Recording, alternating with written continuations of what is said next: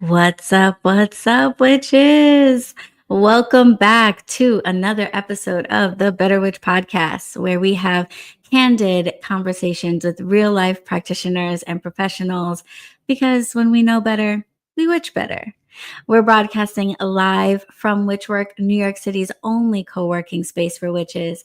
I'm your host, Allie Kravitz, aka Bronx Witch, and I'm the founder of Witchwork and the CEO of Better Witch Coaching. You can tune in to live tapings of the show from my YouTube channel, Better Witch Coaching and Podcast. Today, my guest co-host is Beverly Batzel. Beverly is born and raised in Southern California and got into entertainment as a commercial dancer and actress. Beverly is officially our first non-witch guest. I'm so excited about this. This is how you know this is important. In 2020, Beverly shifted her focus to open her own production company and currently produces and directs commercials and film globally. Beverly wants to inspire and help others to do the same, and you can connect with Beverly on Instagram at Beverly, that's Beverly dot Batzel, Batzel. Welcome, Beverly. Hey, girl, hey. It's so good to have you here. I am really excited about this chat. Me as well. Me as well. Yeah. Well, first of all, I want to send you lots and lots of love being out in California for everything going on with the fires.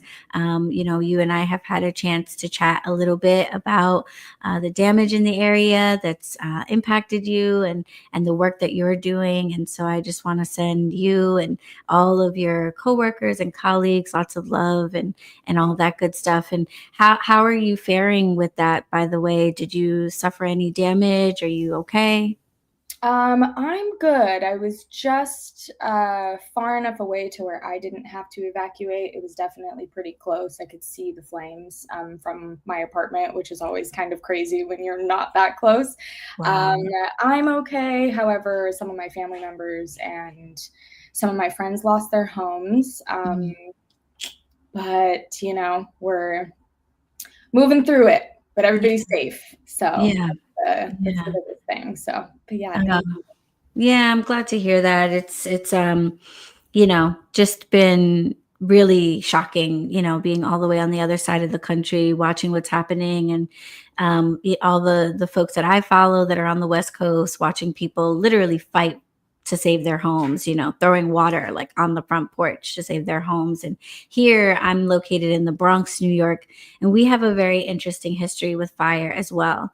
And recently we're all sort of praying that history isn't repeating itself, but there's actually a period in our history that is known as the burning times. Like the Bronx is burning is like something, if you watch documentaries about the city in the 60s and 70s, you'll see that due to really racism, essentially, we had a real issue with landlords intentionally setting fire to their own buildings for the insurance money and displacing people, essentially assuming that, that no one would care, no one would investigate, that the victims didn't matter.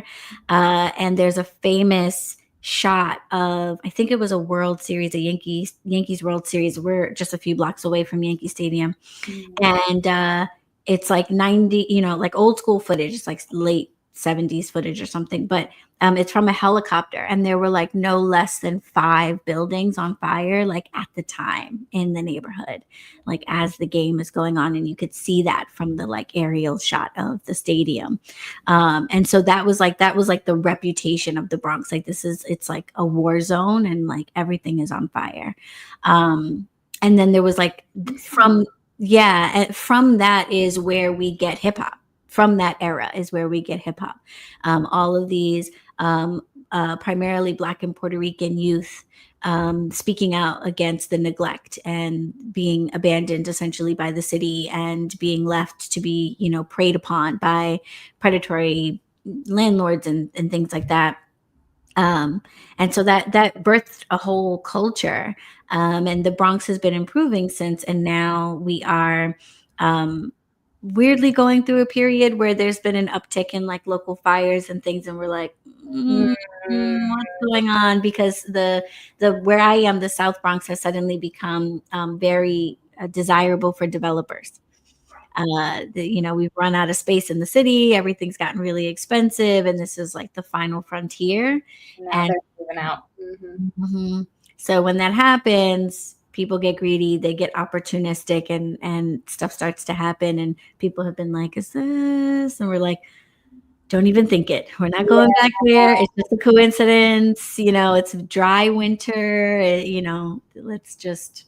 Yeah, it's really, I didn't know much about that. I'm gonna look into, I've heard, I think, bits and pieces, but I don't think I knew the sequence. And I mean, I believe it, Oh especially yeah, in New York when they can just, the buildings are older and they can just blame it on. When I lived there, I yeah. remember there was this, I think it was Harlem maybe, but a building caught on fire, and then another one in Brooklyn, and then like Mhm. another one in the city somewhere else. And it's just like, okay, well, we know things are old. So how do we manage this? But now Mhm. hearing this, I'm just like, and I'm the person, I'm going to question everything. So Yeah. we, Yeah, exactly. Yeah, little low key conspiracy theorist. I'm like, because I just don't believe in coincidences. I'm just like, there's a reason for everything, and so everybody's kind of keeping their eye on that. So as obviously we were not enduring what you guys have been going through, but as the fires were happening in California, we also were having like this weird uptick in fires over here too. So 2025 got off to a very fiery start. yeah. Um, literally and like spiritually as well, for all of my astrology witches, like all of the different fire symbols, tower references, this being a number 9 year. And actually, before we even get into like some of the nitty gritty of the things that I'm so curious to ask you about, what like what is like your kind of reference point when it comes to like spirituality and like witches and things like that? Because you are our first like non-witch practitioner guest. As I open up the platform to focus more on spiritual entrepreneurship, I want to make sure that we don't just talk to witches, because our hashtag is hashtag witches helping witches. But at the end of the day, sometimes when everybody's got the same skills, you don't really, like, there's missing pieces, right? So sometimes you need to bring in experts in other areas and other fields in order to like really get the info that you need. So that's what I'm going to be doing, and so I'm really excited to have you here. But it was cool to have you reach out to me and not be weirded out, because sometimes people are very weirded out. So like, what's your like point of reference when it comes to like witchiness, witchcraft, spirituality, like energy healing? Is like any of that incorporated in like your own life, or is that like just totally removed from you? Yeah. Well, at first, when I reached out, there was some threads that you had posted that I didn't even know what your business was about. I didn't know what you were doing. I was just on threads, right? Because I Hmm. became a threader like a month Yeah, shout ago. out to Threads. You're Shout my out to you're my threads. friend. Have you seen this term? You're my friend. I am making so many threads over there. I freaking love Threads right now. I really do as Yeah, well. I'm I'm like, obsessed. what a positive place to be. Yeah, Oh my gosh. It feels just, good. yeah. So I just remember scrolling, and it was one of my like first or maybe second days that I was like in it and on threads. Um, and I scrolled past something. I don't remember what the first one that I saw of yours was, but I saw it and I liked it. And I was like, oh, that's cool. Like, just keep scrolling. And then I think it was maybe later that day or the next day, I saw something again. And I think I commented on it. I was like, this is a bar. Like, this is a Mm. bar. But then I noticed it was the same person from the prior day. And so then I was like, oh, this girl's Like, dope. who So let is me, this girl? yeah, I was like, she's dope. She has some great insight. So I was like, let me follow her, because that's what we do on Threads. We support Yeah, each other and we we follow. connect.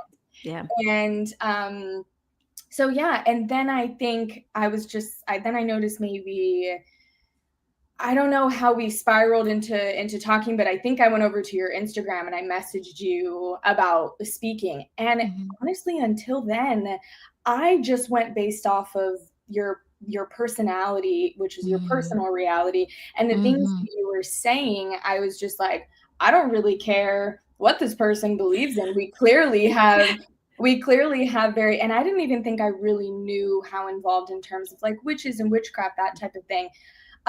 Which moves me to this next part and I don't really know much about it, to be completely Yeah. honest. Oh, cool. I met one person one time. She was a makeup artist on a film that I was working on maybe 2 years ago, and we didn't know each other. And we had coordinated driving together because I was in New York and I didn't have my car, and we were driving together to a shoot. And when I got in the car, we started talking about things in religion or something, and she told me that she was a witch and she grew up. So that's the only person that I've ever met, and her whole family was. But she was like, till this day, I absolutely adore her. We talk all the time. And just because that's something that I will preach all day, every day, just because people have different either upbringings or the way that they see things, I think that we should take that as cool. We should still be able to coexist in any and every capacity and not press our things onto other people, whatever that may be. So in terms of witchcraft, I don't know much about it, to be completely honest. But Yeah.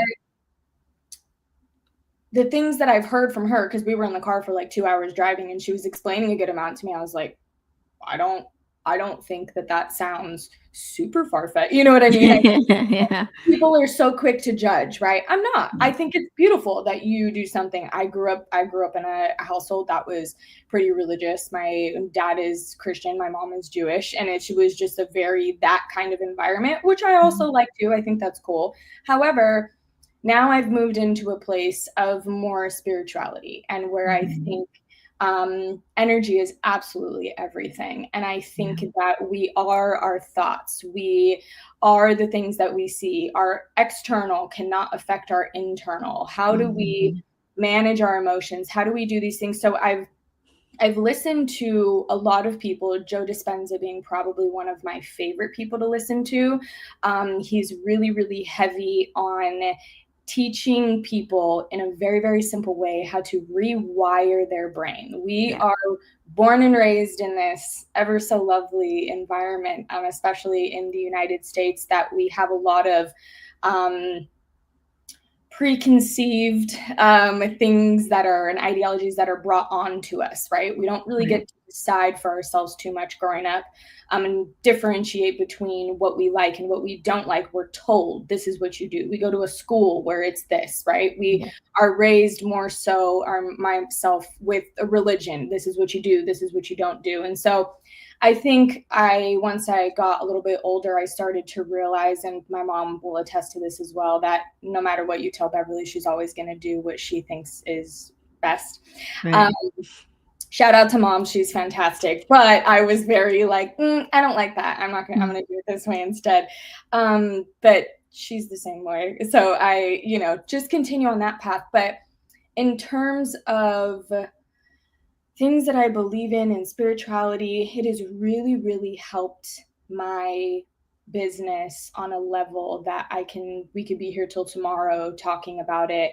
Um, Noticing what your triggers are, noticing where your strengths are, noticing where your weaknesses are, and not being defined by those things, Mhm. I think has really, really and will set you up for success, especially as a business owner, because it's a roller coaster. It's never not a roller coaster. One day Right. it's up, one day it's down, one day it's up and down 7 different times. And Mhm. you have to be able to go with the flow. You have to be able to understand who you are as a person, how you manage those things. And I think Joe Dispenza and Bob Proctor being another one will sit there and preach to you about you just forward and positivity and not letting certain things define you. Don't let, anything that comes into your world or into your business or into your personal life completely just dismantle you on a daily basis, which used to be me.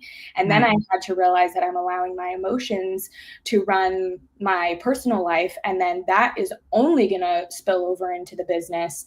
So I think in terms of meditations is another big thing that I do. um, Learning how to meditate, learning affirmations and how to use those things. um, I think it's one thing to wake up and say, this is what I'm going to do, and I want this, and I want this, but what are we doing to implement those things? Because they're not going to fall in your lap. Right. And so I think also people are like, oh, meditation, if you're religious, it's like, well, it's the same thing as praying, essentially. Yeah. You're just potentially using words, maybe in a different order. Maybe it's more of like a general type of thing. So yeah, that's kind of where I started, and I started to realize that everybody has things that once they get to a certain level in their life, we all have things we need to unlearn and relearn. And if Yeah. you're not able to unlearn, then it's going to be very difficult for you, and you're going to be going against the grain your entire life, because we can go into the things that we've been taught our whole lives that are not how they happen or should have happened or could have happened or whatever. Yeah. You know what I mean? Right. There's all these things. So, and that's overwhelming for a lot of people. That's really Mhm. overwhelming for the masses. However, um I wouldn't say it's I'm defiant in that aspect, but I go against the grain. I will always question everything, and I don't really get intimidated by that because I think the truth is cool. Yeah. Um, and so, yeah, those are practices that I implement and meditate every day. I visualize my future every single day, multiple times a day. Um, I really implement practices of Joe Dispenza um, Mhm. and Bob Proctor daily. Yeah. I find some podcasts from either of them, and I'll decide this is when I'm gonna start this, and have it on repeat for a month. And I'll listen Yeah. every day. I don't If I go to the gym in the morning, that's what I listen to. Mhm. So I'm on the treadmill. Most people are like, Listen to trying to music. Yeah. no mind, the Yeah. mind. It's Yeah. my mind. Yeah. So I'm a big fan of Bob Proctor's work. I teach a 6-month program called the BetterWitch Magick Intensive, which is I basically have two worlds on my sites of the money and the magic. So folks yeah. that are more interested in learning about the craft and tarot and energy healing, I have a program for them. And then for my spiritual entrepreneurs that want to learn how to take that and turn it into a business, I have a program for them. And in the magic intensive, I have a clip from Bob Proctor describing how a pendulum works and the shift of energy. And I use that video to basically kick off the part of the semester where we focus on spell casting. Because what I call myself a scientific witch. Like, I'm really not as about the woo woo as like it might seem. For me, I really feel that the things that we call magic, that we call the craft, are actually founded in like science, whether it's like the science of the brain or the science of energy and how energy moves on our planet, and or the science of water, etc. It's science that we just haven't really fully come to understand yet, and we can't necessarily quantify it or qualify it, and so that makes us kind of dismiss it into like the world of like, oh, it's just chance, or maybe it's God, or it's whatever. But I really think that these things are scientifically sound. And we just, are working to make those connections. But when you look at Bob Proctor's explanation of like how energy flows, you begin to understand, I think, how it could be possible to do something over here and see the effect of it over there, even though in the middle you didn't see any movement, or you may have assumed that something over here could never impact something over there. And ultimately, that's what witches are doing. And it seems like fantastical to people, but science says that you actually absolutely can impact your external world or something over there by what you do over here. And so the reality that you're trying to create for yourself, the things that you want in your life, they are not actually as disconnected from you as you think. We're all energetically connected. And so by shifting what's happening in you, you then are able to move things around, whether it's attracting it to you or pushing it away from you. Yeah. And it starts in the mind, because you are your thoughts, and what you think about yourself and what you think about the world is like it is. That just is. And I think we tend to think that we see something and then we think about it. But I think the reality is we think it and then we see it. 100%. right? Like Mhm. every single thing, if I'm looking around just in the room that I'm in, every single thing in here was someone's thought. At some point, it did not exist. Even the walls around me, at one point, these would have been like a cave, like a hole in the ground that I found. Like someone had to conceive of like, well, what if I put up a structure? What if I put these boards of wood together or Mhm. these fallen logs together? So every single thing that we see then becomes a thing. And so if we can start in our mind's eye of seeing ourselves a certain way, seeing our reality a certain way, then it becomes that. And that's really all that witches are doing. But perhaps some powers that be Yeah. don't like the idea, right? That the average person can create their own reality by shifting their mindset, that they have that type of power. That may rub some people wrong, and I think it has. And so it's made it possible to really put like a bad Sure. spin or a negative spin on people who say like, no, I'm an energy shifter, I'm a magic maker, I'm a healer, and all of that. So I think part of what I'm here for is to help change that. So I really love that when you found me, it was through the work that I'm doing and the way I'm putting myself out into the world, sharing my thoughts, sharing my views, advice, what have you. Because I really think that's like the best thing that anybody can do is to lead with their work first and with their heart first, put their values and their vision out there. And then the rest of it, hopefully, people have already seen that first, right? And then from there, Absolutely. it's like, oh, maybe I shouldn't be so quick to judge. Maybe actually someone who is of this religion or calls themselves this or is of this orientation actually does have value. Absolutely. And that's something that's been a part of my, I don't know if it's me as a person. I don't know if I attract it. I don't know. I think my parents maybe, or my family just in general, they're just, maybe I just had this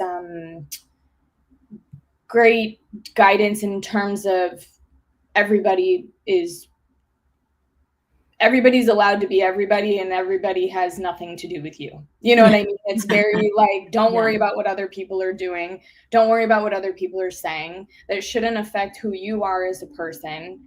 Why would we mistreat or disrespect or judge when we don't know? And the Right. older that I got, the more I really started to implement those things. Like, my way isn't always the right way.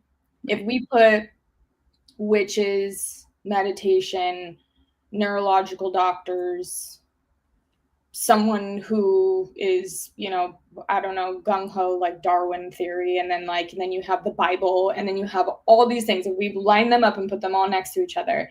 There is going to be, and I'm just going to throw this out there is going to be at least 5 to 10 things in every single area that could be in line. Yeah. So, especially, and I guess religion is probably one of the biggest things. And what's interesting is I grew up a little more following my mom's religion, and my sister is very, she doesn't play that. So her and I will have Just like, nah. conversations that we have growing up. Yeah. She's just very like, no, Beverly, because this and this. And like, my sister is very science heavy. But we have great conversations, but she makes points that I can't disagree with. Yeah. And the same thing with me. And that's why I love having these conversations with people. There's in no way, shape, or form we need to say that this is what it is and this is what, because there's always something that you could be like, but what if this, and this? So Mhm. I live in a world where, and that comes with work, that comes with business, that comes with the way somebody wants to run their business. Maybe not the way I would run it, but it doesn't make it wrong. It makes it their way. And I Right. think that that's the cool thing about anyone and everyone, relationships, friendships, family, anyone and everything. It just because it's not your way of doing something, or it's the way you didn't think of doing it, it doesn't make it wrong. It makes it that person's way. Mhm. And I honestly love learning other people's ways of doing things and being like, wow, I would have never thought that, because I can't imagine, I can't even think off the top of my head about how many times somebody has said something to me that I've been like, I would have never considered that. And if Yeah. I wouldn't have challenged this person and had this conversation with them, I wouldn't now know this. And I think that's actually a really good idea, you know? And so I just like to be open. I think everyone is just as important as the next person. I think anything that anyone says is just as important as what I have to say, you know? So I'm always just trying to be very open to what other people are doing and what other people are saying, because it doesn't make it wrong. It just makes it Yeah. different. Yeah. And speaking of different and going about things differently, I feel that we are, entering into a time where we're experiencing some really big changes, and those, or maybe not changes, but I almost feel sort of like what's happening, at least here in the US politically.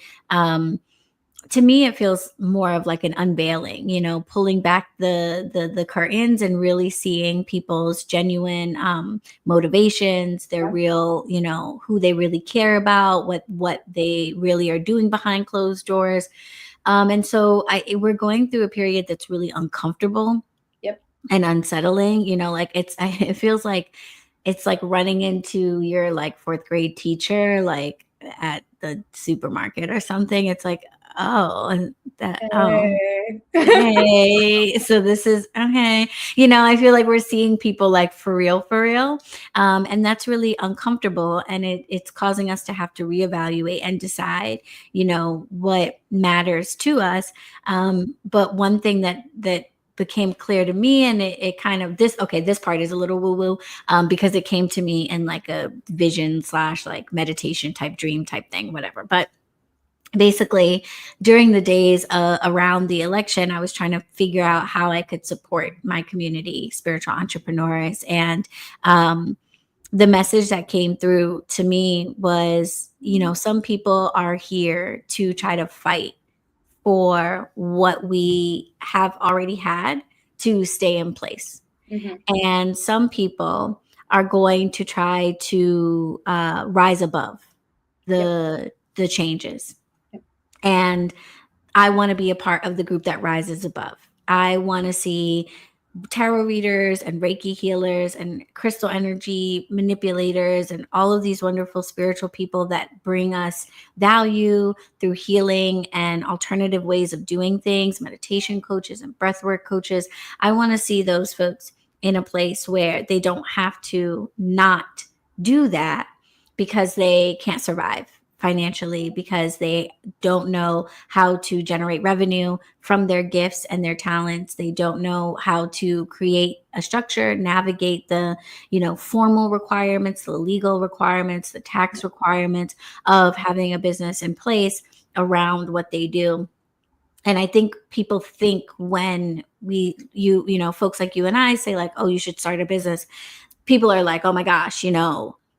Walmart, Macy's, right? Like they immediately go into like, oh my God, like I can't do that. And it's like, no, starting a business means like filing for an LLC and being able to write off, your tarot cards at the end of the year. Like it's not a super complicated process. It doesn't mean you're going to have like employees and like, have to be like a buttoned up suit or whatever. Like you could be sitting on the beach leading your breathwork classes, but that sound bowl that you purchased is now a write-off, and that now makes it just a little bit more financially feasible for you to do those sound bowl sessions. And maybe doing that full time is actually a reality for you now that you have the structure there to be able to do that. And I know that you see that a lot with the entertainers that you work with, that, maybe they're really, really talented, but they don't realize that by forming a business around their talent, they will be in a position to better actually like do the creative thing that they want to do versus,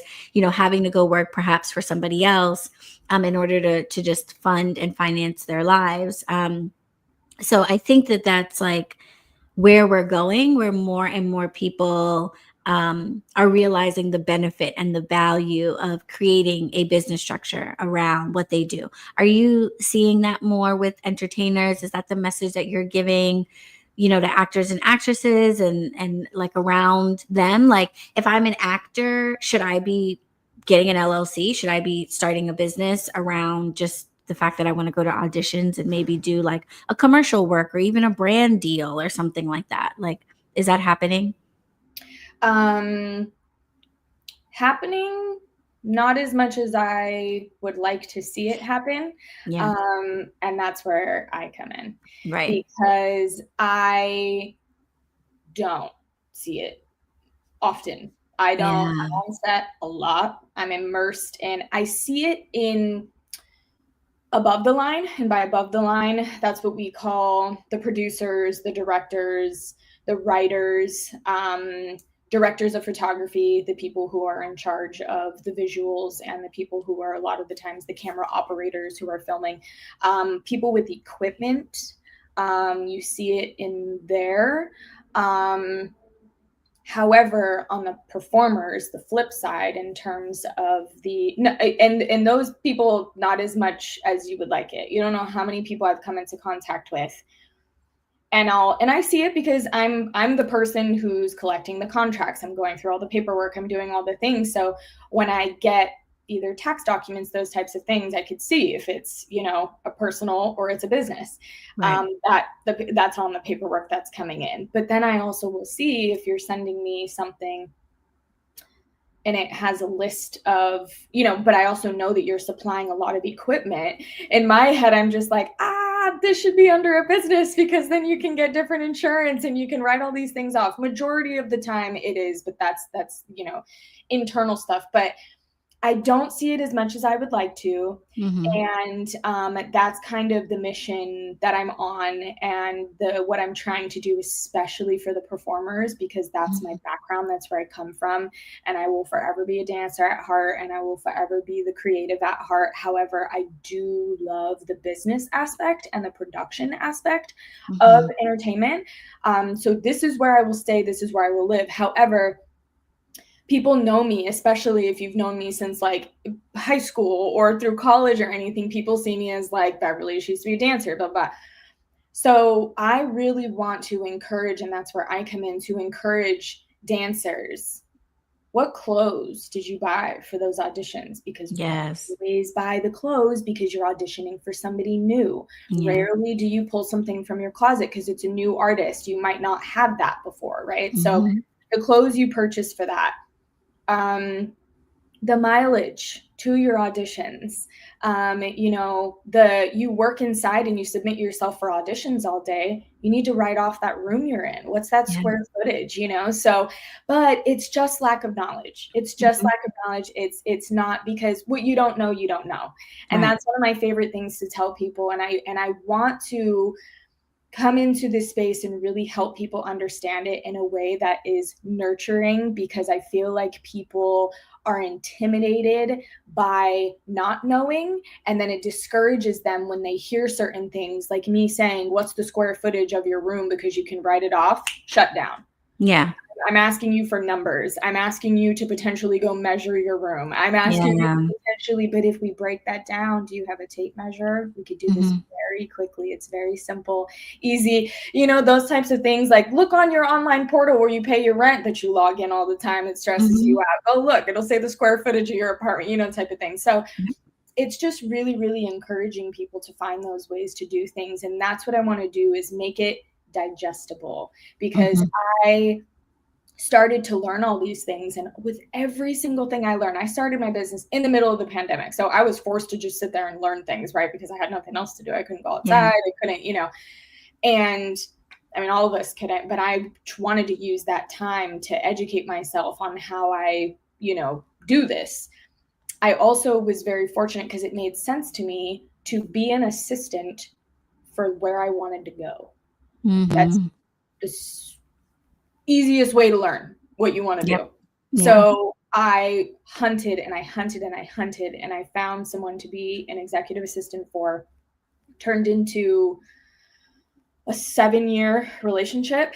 And I would Mm-hmm. say almost everything that I have learned from him, I've implemented into my business. And Mm-hmm. it has been massively successful.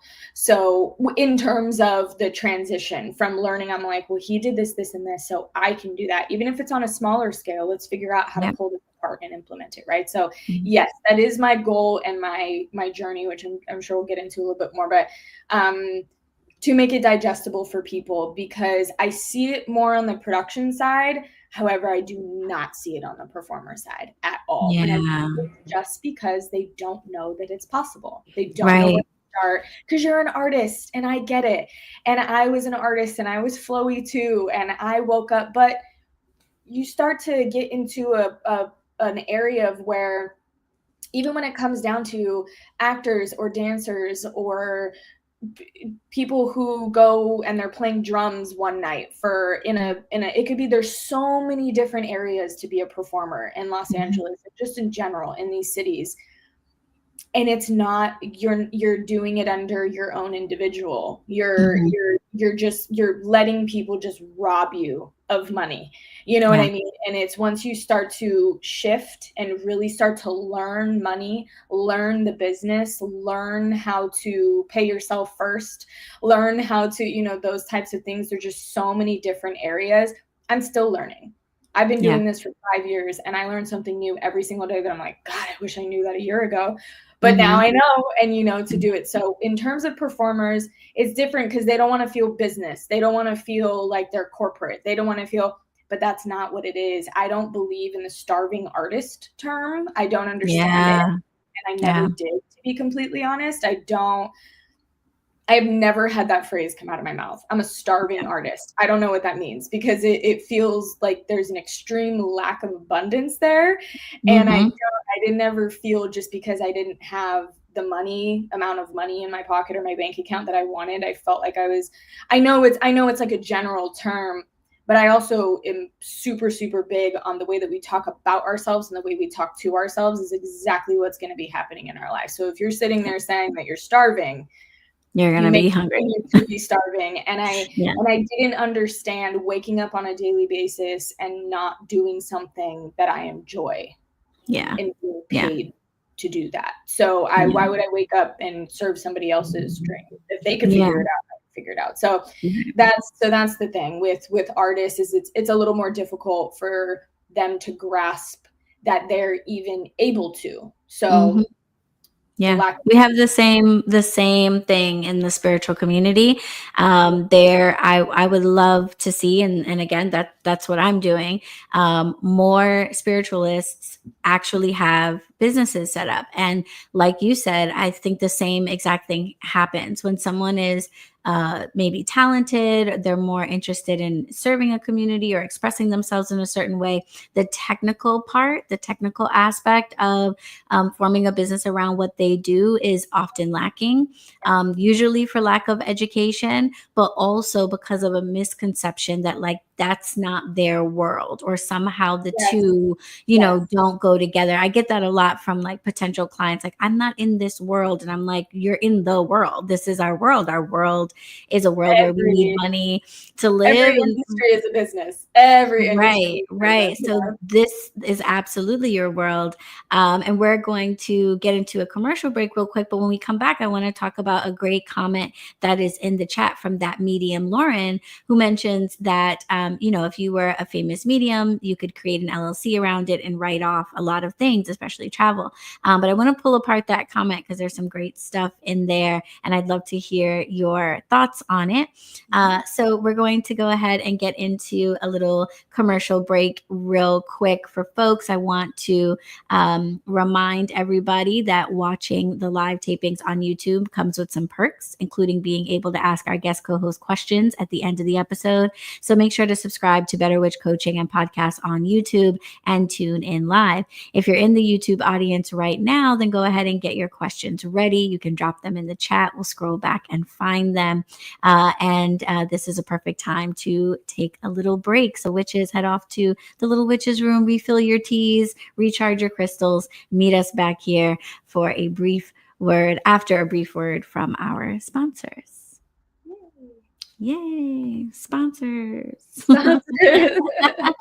Which aren't there yet, but they'll be there. Yeah. I'm working on it. They'll be there. Okay, cool. Yeah. Do you need a refill? You want to get some more coffee or anything like that? You're good? I'm gonna grab some water. That's over Mm-hmm. here.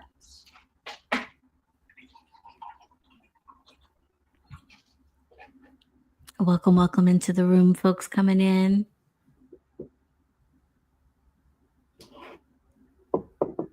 If you can't stick around, but you've got a question, drop it in the chat. I'll definitely make sure that it gets read, and you can always watch the replay to see the answer to your question. Yay. Mm-hmm. All right. Is it super cold there today? Oh, sorry. Yeah, no, it is. It's better though. It's like it's really windy. It's almost 40, but last week it was like 12 degrees when I woke up. I was there last week actually Oh. I ran out there really quick to shoot. We had a 1-day shoot. We were outside. It was 7 degrees, and I was just like, Yeah. take me back. No, gracias. Yeah, the Niagara Falls froze over, which is crazy. I think the falls is still falling, but Yeah. like what it's falling into is like essentially frozen over the top, like it's like going underneath, I guess, or something. Some really Nice. cool footage of like smoke on top of the ice from like the mist, I guess. Oh my It's pretty gosh, cool. I have to look it up. Yeah, the Hudson's like partially frozen too, but there's so many boats, so it doesn't totally Right. solidify, thank goodness. But all right, are you ready? Yes, let's do it. All right, cool. Welcome back, witches. Welcome back. We are here with Beverly Batzel talking about stepping out into the spotlight and being serious about your gifts and talents, creating businesses around what you do so that you can do what you do, so that you can reap all of the benefits that are available to businesses, and so that you can build a solid foundation under your gifts and talents and therefore be able to actually offer them to the world no matter what's happening. And we know a lot is happening right now. So having that stability and security is important. And I wanted to pick our conversation back up with the comment from that medium, Lauren, and I'll just read it. She says, that's a good point. Like if you were to become a famous medium and create an LLC around it, you could write off so much, especially for travel. And there's so many great things in this comment. But what I wanted to start off first, actually, Lauren, is with your mention of being a famous medium, because I think that really connects with what you and I are talking about, Bev. Can I call you Bev? Yeah, whichever. Okay. Yeah, Bev. Okay, Bev. So I think that connects into what we're talking about, because I find it very interesting, and not to like pull on you, Lauren, but that you mentioned becoming a famous medium and creating an LLC around it, because I think that's another part of what we're talking about. That is a misconception, that the idea that you have to be big, that you have to be famous, that you have to already have, been on TV, that you have to already have accomplished something in order to form an LLC around what you do.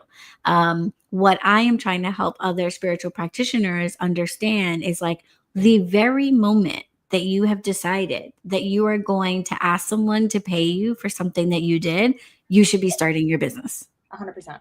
Yep. Right? Like there's no like, wait until I'm famous, maybe I'm deciding I'm going to be a big name, or this is going to be my sole thing. Like that's what people wait for, and you miss out on so much along the way that you would have totally been qualified for, totally been able to enjoy and benefit from long before you ever decide, not only that you're going to become famous, but like even if you're going to pursue what you're pursuing full time. It can be a side hustle. It can be something that you just do at parties for friends. But once you decide that you're going to exchange like monetary value for what you do, go and get your LLC and form your business around it. It might not be super valuable for you this year to itemize your taxes, for example, and try to write off the things that you get. Maybe you just bought a tarot deck and like it doesn't make sense and it would cost more to itemize. So, no need to do it.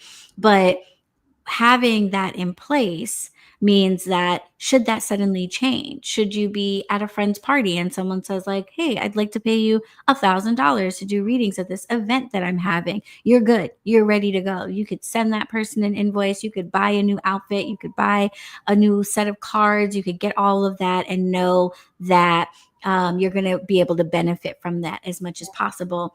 So let's not wait until we're famous to do that. And I imagine working with entertainers that you might see that that misconception too, that people think they need to be a big name, that their name needs to be like a household item, or that their name needs to be like trademark, like Beyonce, before they should start their business. But I would imagine you would say no.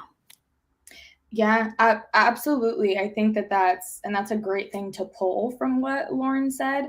I think that's just it, is that people don't, I'm not ready.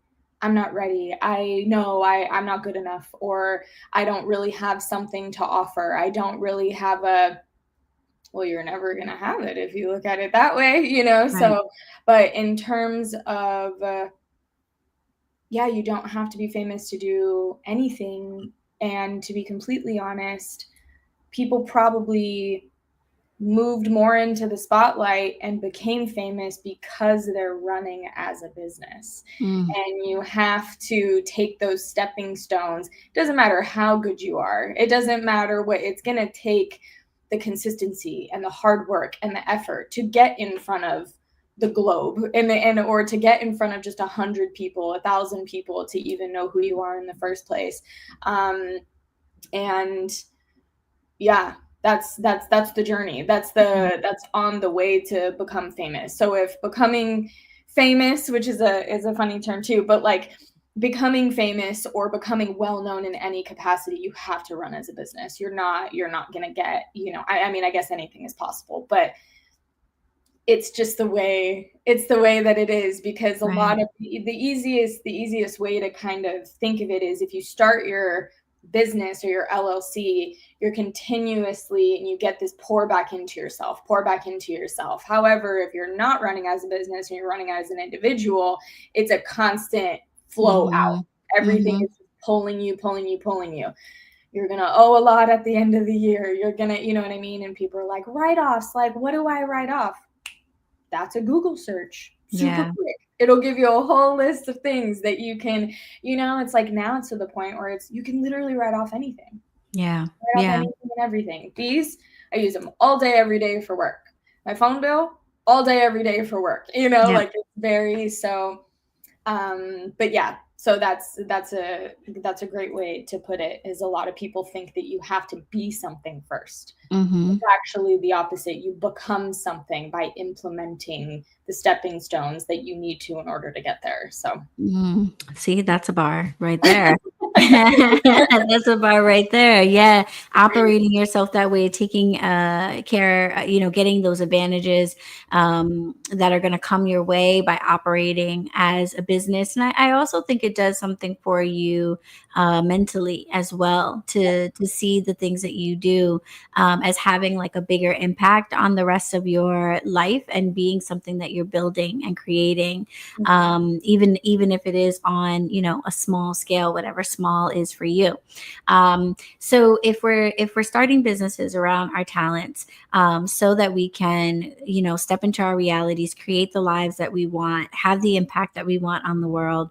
If I'm, sitting down to chat with you and I'm like, Bev, I want to get into commercials. I want to do like brand deals. Like, I think that I should be, on a TV screen. I would like to be out there. But I want to have like a business background. Like, I need to drive to auditions, and I need to buy clothing and all of that. And I want to be able to write these things off. I want to be able to, get the right insurance and all of that good stuff. Where do I start? Where do I start on this journey of going from an individual with gifts to an individual with a gifted business? Yeah, great question. So I would first just kind of hone in on, I always like to tell people, start with the end in mind. So what's the end goal? So let's say, let's just use an actor, for example. So you want to be an actor, you want to act in commercials, you want to potentially be in a film one day. Let's start piece by piece. Let's go commercials. So if that's the end goal, to be in commercials, what kind of actor do you want to be in a commercial? Do you want to be in a funny commercial? Do you want to be in dramatic commercial? I mean, mostly commercials are like bright and happy. So let's just say your goal is to be in let's let's break it down to a international commercial, because that's kind of what people go for. So if you want to be international commercial, I'm going to first ask, what is your resume looking like currently? Do you have headshots? Are they updated? What sites are you using to submit yourself? What tools have you implemented already to get yourself going? Are you in classes? What kind of rehearsals are you doing? What kind of things are you implementing to keep up with your talent and the end goal that you want to achieve? So that's all like the things that you just need to be doing as an actor in general.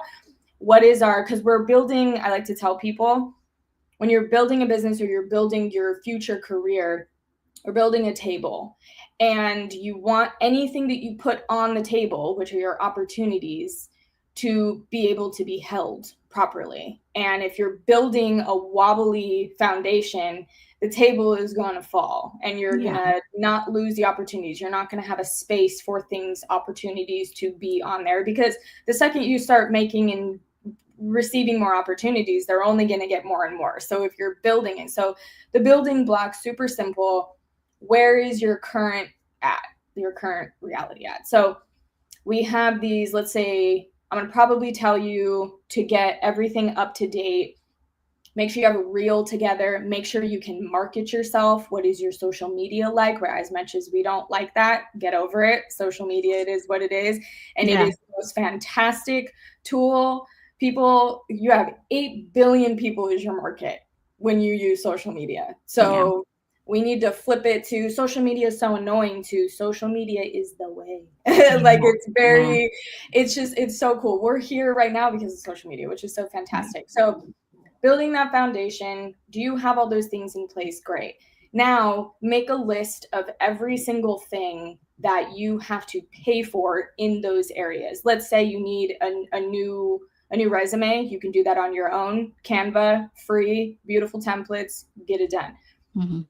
All the websites that you use to submit yourself, make a list of those because you pay for those things. So make a list of every single thing that you are paying for to implement into your business. Let's say your hair's blonde, you need it to be brown. You need to go back to your natural hair color. How much did you pay for that? Write it down. So all these things, you're making a list of every single thing that you've paid for. So now let's say, making sure, like we talked about earlier, the building that you're working in, those types of things, those can all come. But getting this very, very clear and cookie cutter so that way when you're building on top of it, you don't lose sight of this. And then throughout the year, you're scrambling to get things organized in terms of the business aspect, because you already have the creative. You already know you're good. You already know you're deserving. So implementing these things, then when you start let's say you're starting your LLC, which is $249 on LegalZoom. You can apply for an LLC, something like that. Boom, you have it. It's there. It's quick.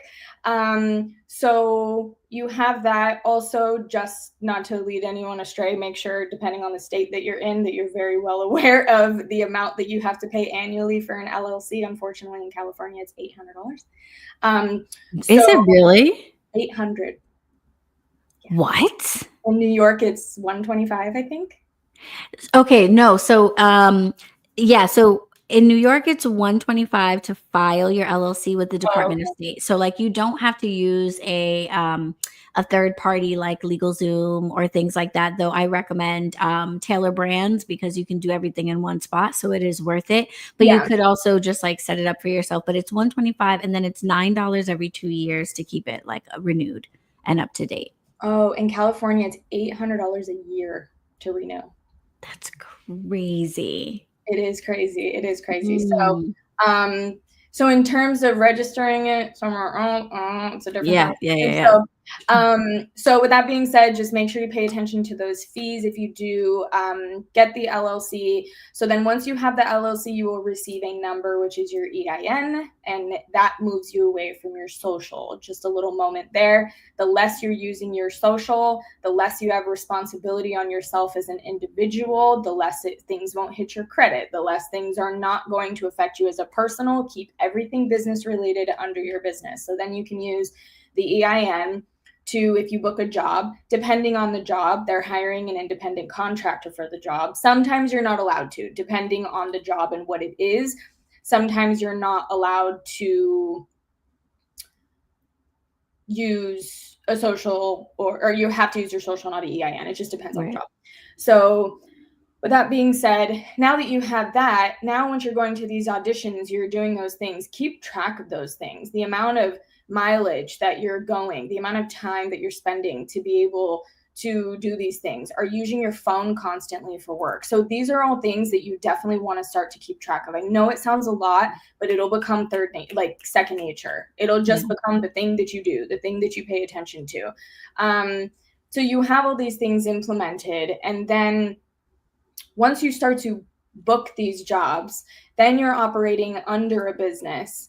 And it, like I said, it eliminates kind of the responsibility from that. Now you can start to get into things, which I won't do now, but you can start to get into things that people are like, well, I don't have money because I am an actor and I don't have the cash to be able to constantly start or keep paying for these monthly services to submit myself, those types of things.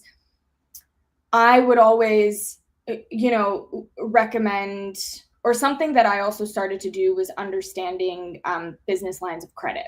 Mm-hmm. So not going to super speak on that just because it's so intricate and I would never want to say something that leads something the wrong way. But once you start to, get your credit in a certain place, those types of things, business lines of credit is another opportunity to be able to have funds to implement these things back into your business. That you got to be really responsible with that because you'll tank your credit score. But with that being said, you can get business lines of credit underneath your business so that it doesn't affect your credit score. Remember that, keeping that separation right there. And that's why it's so important. So then you have taxes at the end of the year. But also with that being said, when you're in terms of putting yourself out there, that's the more boring, detail-y types of things. But as a business, as a creative, you want to be an actor and you want to be doing commercials. So now that you have your business set up, you understand write-offs, you understand that these are things that you can put back into yourself. Learn taxes. They're not difficult. If I can figure it out, everybody can figure it out. Trust me. Yeah. So with that being said, when you're operating as a business, what do businesses do? They reach out to people, they put themselves in front of people, they come up with a offer that people want to buy. So as an actor, how do you do that? Social media is probably the easiest way. Write a script, film something with your friends, show everybody that you are capable of doing the very thing that you want to end up doing. Create skits, we're in the mecca of people creating skits and doing things online. You have YouTube, you have Twitter, you have Threads, you have Instagram, you have Facebook, you have all these areas to where you can just start implementing your own work out into the world. You will start getting calls. People will start messaging you. They're going to want you in their skits. They're going to want you. And then once you start to push yourself out there, then you can get into like agencies and managers and put an offer together. Make yourself undeniably capable of doing the thing that you want to do. The world needs to see what you want to do. So if you think you're so talented and you're capable of doing that commercial and being in that ginormous commercial and getting paid and being international, you got to think internationally. You got to think bigger. How do you get into these businesses? How do you get in front of these, people for that cast for commercials? Get a LinkedIn, start reaching out. This is my resume. If you ever need somebody that can do XYZ, I'm your person. The amount of people I've hired that have just reached out to me just to put themselves in front of me. I will then look through your stuff Even if someone doesn't respond to you, they likely looked through your stuff. So Right. even if I don't respond to somebody sometimes, I will take their stuff and I have a whole hub of contacts that I can Mhm. use, including actors, and I will add you to the hub. Sometimes I Yeah. don't have time or the mental capacity to be like, thank you so much. I'll go through your stuff and I'll get to it later, but I'll keep you there. Imagine the amount of people that you do, and imagine the one that happens in the amount of times that somebody reached out to me and it was what I was looking for. Yeah. You never know. The constant pushing yourself, pushing yourself, pushing yourself, because if Yeah. you don't want it bad enough. Right. And that's why understanding the business and how the business aspect of entertainment is cutthroat, super, Yeah. super cutthroat. You need to embrace rejection. Understand that a no and rejection is just redirection. And this is where all the mindset things come in, because I'm so used to rejection that I look at it as something that I want as opposed to something that I'm fearful of, because the more no's you get, you're closer to the yes. Yeah. So I Yeah. think within all that, I say this to say, and all this spiel of things that I was talking about, really understand where you want to go. Now build the building blocks in order to get there, piece by piece, step by step. Understand the process is not easy. Understand that it takes a long time, but if you keep going forward, you're going to eventually get to a destination. It Right. doesn't maybe, and then before you know it, you'll be at the step that you thought you would never get to 5 years ago, but now you're ready for the next thing and the next thing. Mhm. Now you're thinking Mhm. international. Now you're thinking like, you know, how do I do 3 of these a year? Yeah. Type of thing. And it's doable and it's possible. And the reason that it's doable is because you see other people do it. So Yeah. building that super solid foundation and just constantly seeking information is going to be Important. your Yeah. best friend. For Yeah. And I would totally echo what you said, because starting with like the resume and the headshots, which is like, people would be like, what are you talking about, a tarot reader having a resume? But absolutely, when I first started, because I was coming from like the academic world, I'm a law school dropout, and I kind of used the same approach in things. And it actually ended up being really helpful for me. The very first gig that I had doing readings at a bookstore was because I sent them a resume and was like, hey, these are the other events I've done tarot readings at, and this is my socials, and this is the herbalism class I've taken, etc. And so putting yourself out into the world with that sort of level of seriousness is I think the mental shift that happens first. And then you get into the technicality of, filing an LLC and, an EIN and all of that stuff. And that's the type of stuff that Beverly can help you with if you're in entertainment, that I can help you with if you're a spiritual practitioner. But the first start is saying, like, I'm going to take myself seriously. And I'm going to carry myself with that level of seriousness and approach myself with that level of seriousness. And someone that I follow, her name is Dion Chambers. I'm going to reach out and hopefully have her on the show. But Dion said, and I'm paraphrasing, but she posted a while ago something like, you're expecting to be paid always from a business you only care about sometimes. a bar. And I was like, drop the mic. Yeah. I was like, okay, that's it. Like, if you want this to be your thing, if you want it to be your thing and you want it to really be able to seriously take care of you, you have to take it seriously. If you want to be able to take care of yourself, you have to take yourself seriously. And I think in the both of the worlds that we are in, where folks are very talent driven, very inspiration driven, maybe even spirit driven, they're not necessarily as sort of like professional driven or technical driven. And that to me is where you see, whether it's entertainers or spiritual practitioners, not getting to the levels that they would like to get to. Yeah. There's a level of seriousness about yourself that is missing. And getting Absolutely. serious about yourself is how you get your whatever you do to be able to take care of you in a serious way. I mean, just think about your job, like your where you work your 9 to 5. Like that is taken very seriously, right? Whoever created that or whoever, that is taken very seriously. They pour everything into it. They've put all of their attention on it. And this is not to say that like you have to burn yourself out or work yourself out or like, be all consumed. Right. But treating something like a hobby that you like play around with is only going to give you hobby play around revenue and money and gigs and opportunities.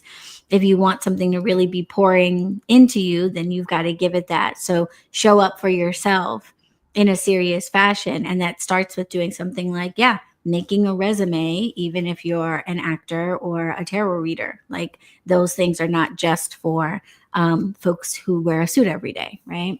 Absolutely. And I try to just look at everything as, when I'm trying to put myself out there, I'm trying to, because I have to pitch all the time. I have to Mhm. get in front of people to tell them why they should, I go with our production company or go with our creative. We're bidding all the time. And um, also understanding, and this just kind of trickles in general, always try your best to be 10 steps ahead. And the specificity about that I mean is, think of all the things so that way when somebody asks you for it, it's already there. You already have it. It's already done. So Mhm. don't think your reel is not that important, because to somebody the reel might be everything and the resume might be irrelevant. Me, I'm probably going to ask you for it all, Mhm. because there's a lot, depending on the project, depending on what the role is, depending on the level of responsibility. I need to know that you're capable of carrying this as an actor. I need to know that you're, you know what I mean? Because I'm taking a chance on hiring you as a creative. So I need to know that you can walk around singing and arrive to set on a pogo stick and be the most funny, I don't know where that came from, but I was just imagining a pogo stick. But like, imagine somebody arriving to set on a pogo stick. That's crazy. However, if you show up and you do a damn good job, I don't care, because you're professional. When you're doing the thing and you're Right. on set, you're professional. And I don't care if you're on a pogo stick, but if I ask you for a resume and you're real and your foundation is professional and your social media is there and you're working and you're constantly working and you're consistent, and the gaps in between your, years of doing things, you can bring a bunny too. I don't care. Mhm. As long as you're professional and you bring your own person out and you do your own things. It's people also sometimes are like, oh, I don't need a resume, like I don't need a website. You might to somebody. Yeah. Yeah, absolutely. The next person has it, so check that out. Yeah. And that medium Lauren made a good point. Your boss is also your customer, so you're getting training essentially in how to offer your service to the world, and you're just sort of taking ownership of that Yeah. and realizing that those skills that you have, they don't belong to the job that you work at. They belong to you, and you could offer them to anybody. And the same is true as a spiritual, practitioner, that your skills could be utilized by so many different types of people, but they don't know what you do or where you are or how to find you, because you're not showing up in the world and presenting yourself in a way that is easy to navigate that and find that out about you. So taking yourself seriously really is the way, I think, to make your gifts and talents matter. Might seem like kind of a hard thing to say, but in the sense that, like, I do believe we all were given these gifts by God for a reason, Mhm. that they came here with for a reason. So if they sort of just die with you, then that really is a waste. You brought them here in order to impact the world, and your world might be your family or your neighborhood or your local community theater. Your world may not be all of the globe, but you came here to impact your world, and that's why you have those gifts. So taking yourself seriously allows you to actually like honor yourself, honor God, honor those gifts, and allow you to do with them what you came to do with them. So I think Absolutely. it's really important. So I want to remind folks to go ahead and drop their questions down in the chat. We're coming up into the Q&A portion of our conversation.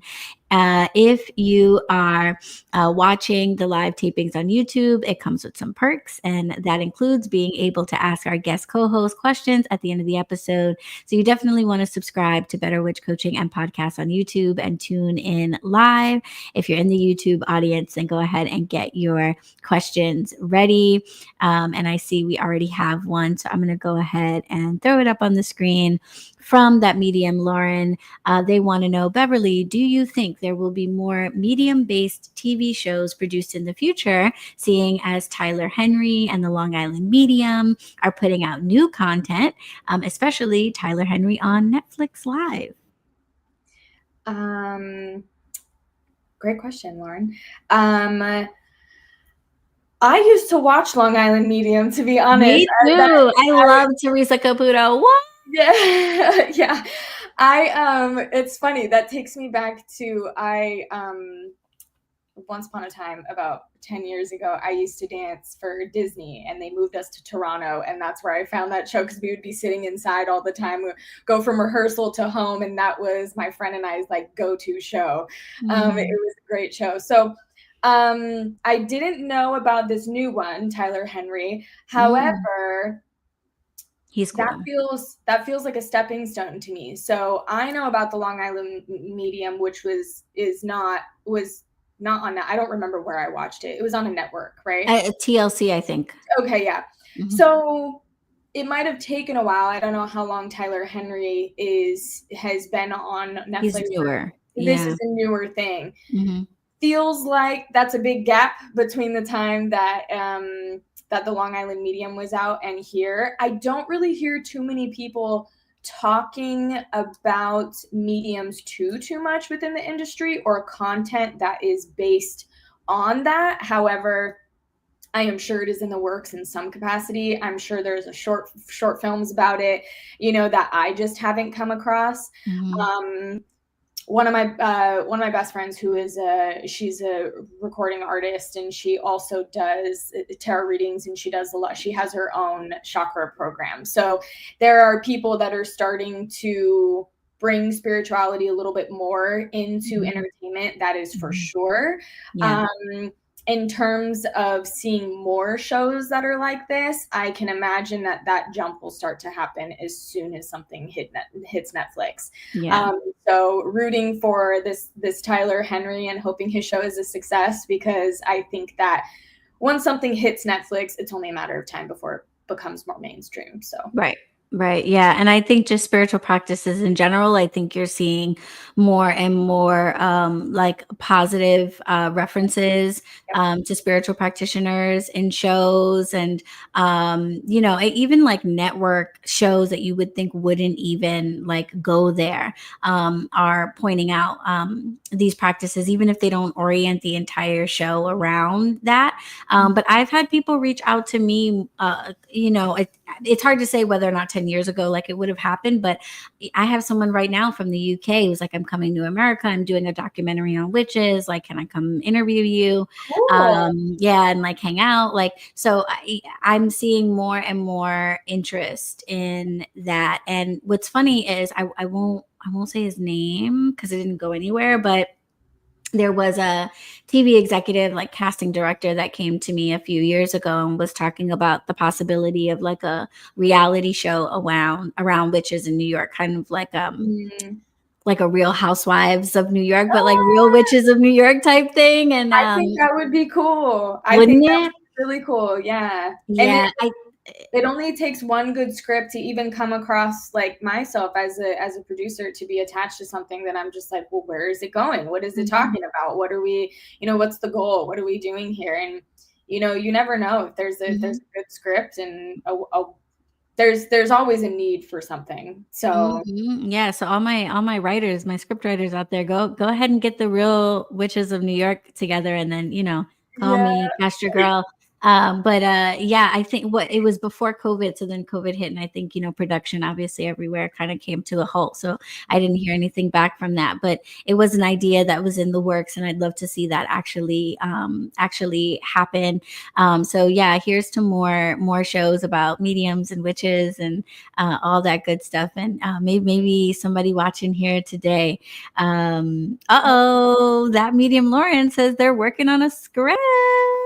Okay. Okay, Yay. well, you know who to call. You definitely have to reach out to Bev, and stay in touch, okay? Because even more than me, I'll just be your star, okay? But in terms of the production, I have no clues. You're gonna have to talk to Beverly about that, but she can get you all set up about what to do with that script. That'd be really, really cool. Yes. Yes. Um, so I think that's it for the questions that we have right now. So before we wrap things up, Beverly, speaking of staying in touch with you, what have you got going on? I know you've got an ebook that I'm really excited about, and people can work with you directly. Maybe folks like Lauren that have a script. Is that the type of person who should be calling you? How can people work with you, and who should be reaching out to you? Yeah, so anyone and everyone who works in entertainment, I'm your girl. I think I've worked in so many different aspects of entertainment. So I could definitely assist in some capacity, or at least give you guidance to the direction to go in terms of scripts. People send me their scripts all the time just to read and give feedback, or give my tweaks, those types of things, whether it's a short film, a show, whatever. I'm always super open to giving insight. I love to see what people are doing. I love to encourage people to keep going. And that's kind of an ode to, I had a lot of amazing people help me along the way. And I don't know if that's just because it's a mix between who they are, but also my passion and who I am as a person. And I lead with respect, character, and intention, and integrity. So I think that kind of is, you get back what you put out. So Yeah. with that being said, I had a lot of amazing people help me along the way. So I now try to do the same for others. I can help people with scripts, can help with script breakdowns, budgets, whatever it is that you need. In terms of that, I do one-on-ones. I also have kind of like a 3-call package that I also do with people, because sometimes one is not enough. I think the one call that I do is a great option for somebody to meet. Maybe I will check in before to be like, what is your goal? What are you trying to do? Please have your resume ready. I usually go over people's resumes, or I'll review people's reels or their portfolios to kind of just get them started on the moving forward. Or maybe sometimes they just have a specific question that they really want to talk to somebody about, that I'm super open. In terms of the 3-call package, it's more of a, we assess, we get a game plan together, and then it's those accountability kind of check-ins. And then that's kind of where I'm at for now. I really like to make sure that I'm giving the most value. I don't do too many course type of situations, because I think the work that I do with people, it's a very interactive type of situation. And if I just like throw a bunch of pages at you, it might not be implemented the way that sometimes these things need. But I do have an ebook for those who just kind of want that, because I've purchased so many ebooks that it's great to be able to go We back. love an ebook. We really, really do. They're so helpful, and I'm so glad they've become a thing. It's in the works. It's almost finished. I have like a couple pages I want to tidy up. I've gotten to like 11 chapters, and then I'm like, wait, but what about that? I need to teach people about that too. So I have to add in one more thing, which revolves around how to price yourself out, which I think is like super, super important, because that's a lot of questions that I get asked, whether you're a photographer, videographer, or in cinematography, you're an actor. How do I gauge my rates? How do I put these things together? So I will always, with a lot of people I work with them, I have one particular client who comes to me for everything. This is the job. how do I break this down? And I'll do Mhm. like a whole budget breakdown for him to send out. So with that being said, my ebook is anything and everything from teaching people where I started and how I got to where I am, and also just showcasing that everyone has their own path. Nobody's path is the right path. But then also giving you the specifics of where to look, why to look there, what to do, and really operate as a business, because that's only going to get you out of that starving artist mentality, and just educate people. Right. So the ebook is great for that, and then it's good to go back so you can reference that.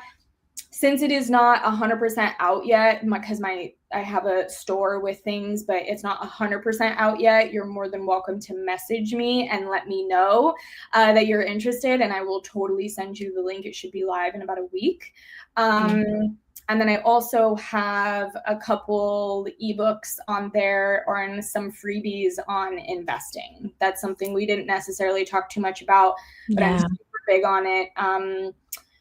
Stuff like Bitcoin, the crypto world, I've been, in that for quite some time, and it's not to be, anything other than just teaching people how to turn your money into more money, because it's Yeah. possible and anybody could do it. So, Yeah. Oh, you've got to come back for that, honey, because yeah. we got to talk about that, okay? Because I made my first crypto purchase this year. Shout out, shout Oh, yay. out. Okay, made my first crypto purchase and also opened my first high yield savings account. So that's right, baby. Yes. Have this Oh, money I make love that more it. money. I love that. Yeah. So we will definitely talk about that, because I think investment, like starting your own business, is something that people think you've got to be in a certain place in order to, before you can even start thinking about it. And the truth of the matter is that all of these things, for the most part, are available to all of us from day one. And the more we take advantage of them, the more likely we'll make it to day two. So I really love to hear that, and would love to have you back for that. So don't be Yes. surprised if you see me in your email. So thank you so much, Beverly, for being with us today, for giving us all of this incredible insight. Folks know that they can follow you on IG and Threads at Beverly. That's BEVERLY.Batzel, BATZEL. And keep in touch. All your links and stuff are all in the usual places. And I definitely encourage people to reach out to you. I know folks talking about writing scripts. Beverly is not overloaded. She is ready to hear from you. If you have any interest in entertainment, you just want someone to pick their brain, ask some questions, she's got some great sessions and packages you can take advantage of, so you can get that insider assistance. Because at the end of the day, our net worth is connected to our network, right? The people that we know that can help us answer these questions, the more the better. So definitely keep in touch with Beverly, you all. Thank you so much for being here. This has been so incredible. Absolutely. I'm so grateful to be here. And yes, anyone, if you have any questions, reach out. I'm here for you. We're all in this together. I didn't know anything at one point either. So don't That's be right. discouraged. It's all good. Yes. But thank you so much for having me. I'm so happy. Yeah, thank you for being here. So thank you, witches, for tuning in to another episode of the Better Witch podcast. I've been your host, Ali Kravitz. For spiritual business tips, follow me on Instagram and Threads at Bronx Witch. If you are looking for a community of spiritual entrepreneurs, you want daily tips and guidance, weekly group coaching sessions, recommendations, referrals, and tickets to networking events and retreats, then you definitely want to join the Bunker. The Bunker is the stronghold for the witches. It's my private virtual group for spiritual entrepreneurs and for the professionals that want to connect with us. We've got a great diverse group of people in there, website designers, SEO experts, and of course, a bunch of witches and readers and healers that would love to get to know you. So definitely make sure to pop in. You can become a member of the Bunker for free. You get a 7-day free trial. So definitely come and check us out. You can find the links to my classes, coaching programs, and more, as well as the link to the Bunker in the description of this episode. Remember, witches, when we know better, we witch better. See you in the next one. Blessed be. Bye. Bye.